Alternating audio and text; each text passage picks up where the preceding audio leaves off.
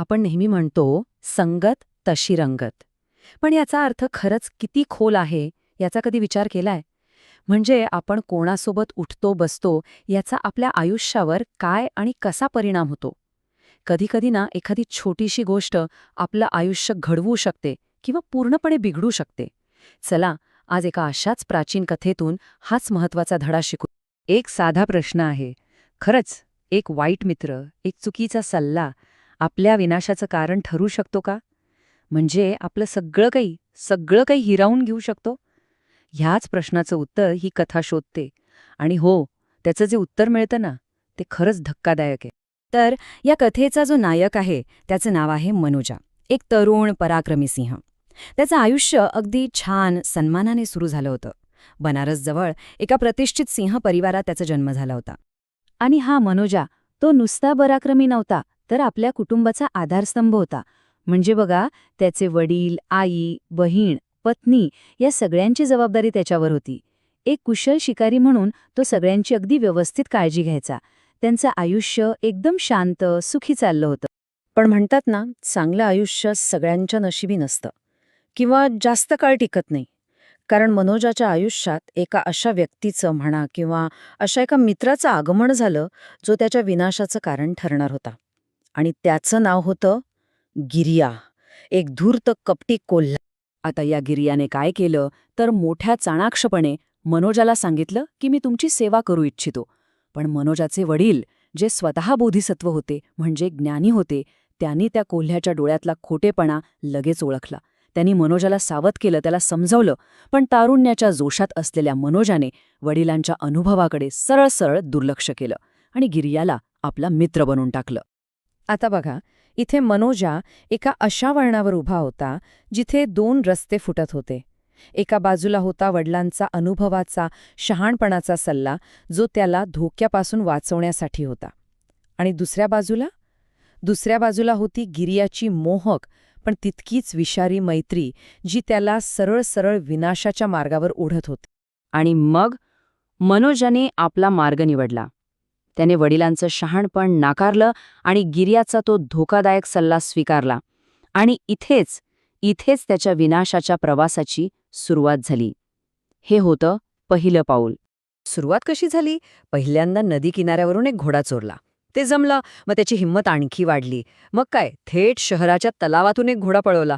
आणि मग तर हद्दच झाली. त्याचा अहंकार इतका वाढला की त्याने थेट राजाच्या तबेलातच हात घातला. तिथून घोडा चोरला. म्हणजे बघा, प्रत्येक चोरीसोबत तो विनाशाच्या किती जवळ जात होता. त्याच्या वडिलांनी त्याला स्पष्ट बजावलं होतं, अगदी स्पष्ट शब्दांत. मनोजा, जे सिंह घोड्याचं मांस खातात ते जास्त काळ जगत नाहीत.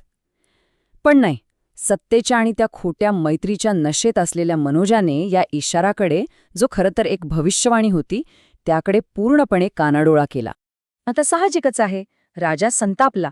या सततच्या चोऱ्यांनी तो वैतागला आणि त्याने एक निर्णय घेतला. राज्यातल्या सगळ्यात सेरा म्हणजे सर्वश्रेष्ठ धनुर्धाऱ्याला बोलावलं आणि त्या सिंहासाठी एक असा सापळा रचायला सांगितला जो तोडूच शकणार नाही.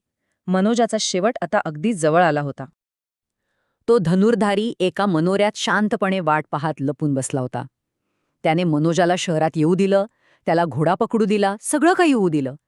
पण जेव्हा मनोजा त्या घोड्याचं वजन घेऊन परतत होता ना, तेव्हा त्याची गती साहजिकच कमी झाली होती. आणि नेमक्या त्याच क्षणी धनुर्धाऱ्याने आपला अचूक बाण सोडला. आणि इथे, याच क्षणी त्या गिरियाचा खरा स्वार्थी चेहरा समोर आला. आपला मित्र मनोजा बाण लागून जखमी झालाय, त्याला मदतीची गरज आहे, हे पाहण्याऐवजी त्याने काय केलं?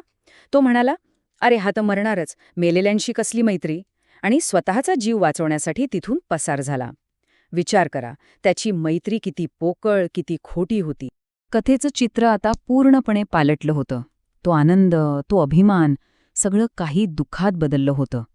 जेव्हा मनोजाच्या कुटुंबाला त्याचा तो निष्प्राण देह सापडला ना, तेव्हा त्यांच्या आक्रोशाला, त्यांच्या दुःखाला काही सीमाच राहिली नाही. एका चुकीच्या संगतीची, एका चुकीच्या निर्णयाची केवढी मोठी किंमत त्यांना चुकवावी लागली होती.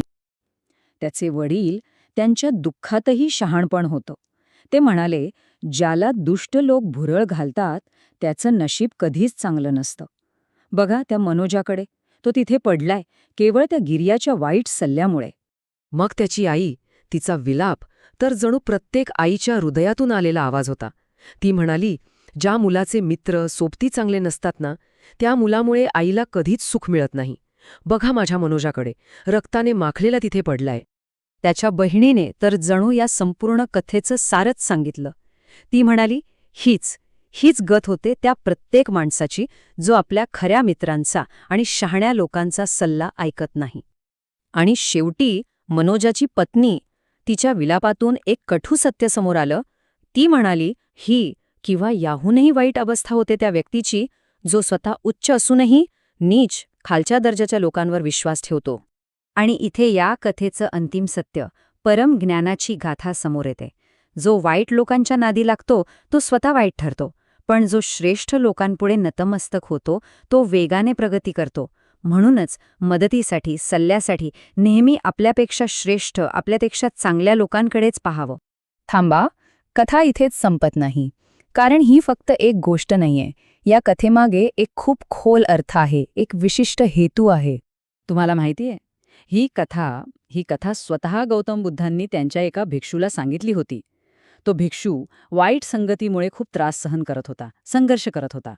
त्याला धडा देण्यासाठी बुद्धांनी हे उदाहरण दिलं होतं. आता ह्या कथेला एक वेगळाच, खूप महत्वाचा अर्थ प्राप्त होतो, नाही का? आणि जेव्हा आपण या पात्रांची खरी ओळख पाहतो तेव्हा तर सगळंच स्पष्ट होतं. तो कपटी कोल्हा गिर्या, तो दुसरा तिसरा कोणी नसून देवदत्त होता. मनोजा सिंह म्हणजे तोच भिक्षू जो वाईट संगतीत अडकला होता. आणि ते शहाणे वडील, ते होते स्वतः गौतम बुद्ध. ही कथा म्हणजे गुरूंनी आपल्या शिष्याला दिलेला एक मौल्यवान धडा होता.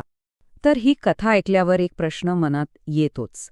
प्रत्येकाच्या आयुष्यात एक शहाणे वडील असतात आणि एक धूर्त गिर्या असतो. प्रश्न हा आहे की आपण कोणाला ओळखतो आणि कोणाचा सल्ला ऐकतो. कारण या एका प्रश्नाच्या उत्तरावरच आपलं भविष्य अवलंबून आहे.